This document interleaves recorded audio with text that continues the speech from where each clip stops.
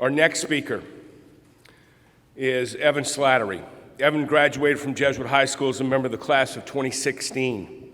He played football through his senior year and was part of their first state championship in over 50 years. He signed up as a member of the newly revived Sodality of Our Lady, a group of young men who want to learn about their faith and about being a man for others.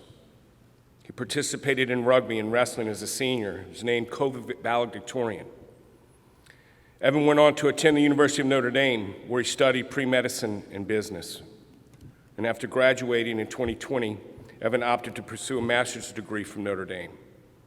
He currently resides in Chicago, where he works as a business development associate for the ABIS Group, a boutique healthcare consultancy. On a personal note, you're going to realize this, what a big family you're part of. 40 years ago, Evan's father used to pick me up at 4:30 in the morning so we could get to swimming practice in the morning. And here we are 40 years later, and I'm introducing his son. So welcome to the family, Evan Slattery.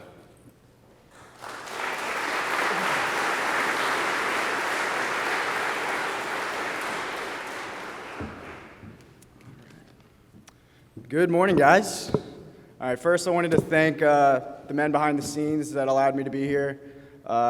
Father Brown, who was actually my old vocations teacher, Father Dyer, Mr. Prados, Mr. Ruther, Mr. Cuss. It's good to see you guys again.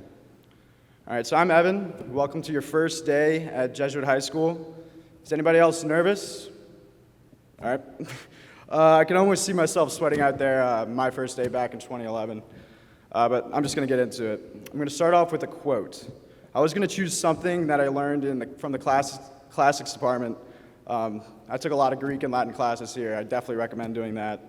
But I thought I would go with this pretty cool guy named Boethius, who my good friend Father Mansaw, formerly Mr. Mansaw, brought up to me in one of his philosophy classes. So it goes, "All fortune is good fortune, for it either awards, disciplines, amends, or punishes, and so is either useful or just." I hope you know where I'm going with this. So Mr. Hanneman just said some great things about me earlier, but I hope you know that every journey, including mine, including yours, will have its struggles. I failed at so many things, and I'm not going to get into it now, but failing is almost as good as succeeding. Go to those cheesy student council dances. Go make a fool of yourself on the dance floor. Go talk to that cute girl. Take that challenging class. Start that new club. You won't know until you try. So I went to a school out in Kenner, similar to Slidell. It only sent a few people out to Jesuit, and it seemed like all the other classmates were coming from Christian Brothers or Stuart Hall. I'm sure you've heard that. So I feel like they had a bit of a head start on me. I felt kind of scared. So I just decided to give it all and just be myself and hope that I was fine. So I joined a few clubs, joined the football team, although I wasn't very good at first.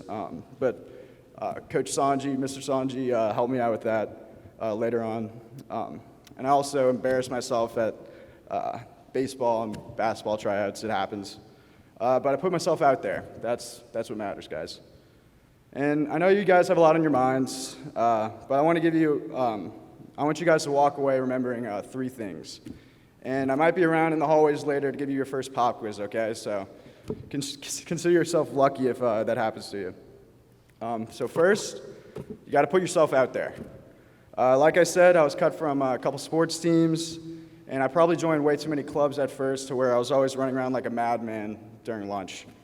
But this also applies to why you're really here, which is to get a top-notch education from the best school in Louisiana, maybe in the region, maybe the country, I don't know.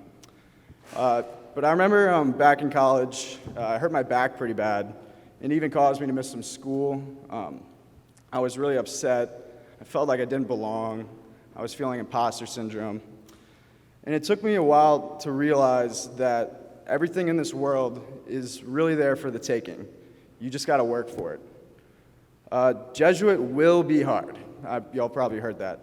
But you guys are here for a reason. Y'all have so much potential. They chose y'all for a reason. Don't let teachers like Mr. Larabier intimidate you. This amazing staff is here to help you reach that potential.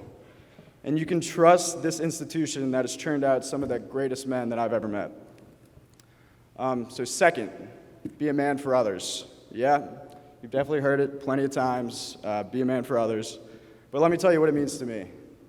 I've always been one to lead by example, and don't get me wrong, the world needs great leaders, but sometimes being a man for others just means being there for someone.